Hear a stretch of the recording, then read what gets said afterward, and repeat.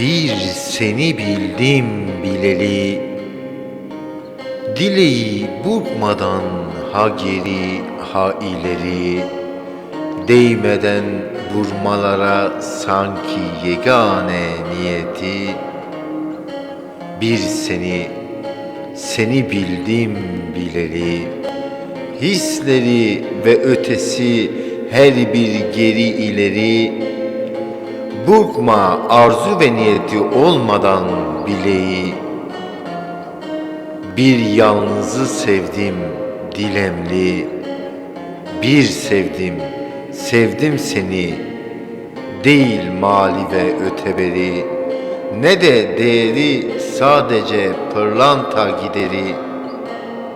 Bir yalnızı sevdim dilemli, severken dilberi saran eller ehemli.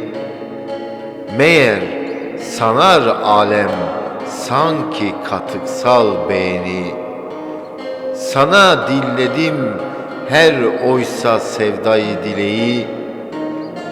Bir yalnızı sevdim dilemli, sevdim birebir sevdayı ötesi dilberi, olsa da yıldızlardan bana doğru sitemi.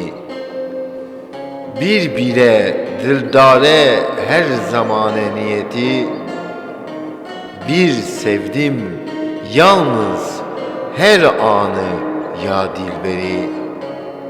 Bir sevdim yarı yalnız bağlılık niyeti, bire binde bir oldu gambazı büken bileği.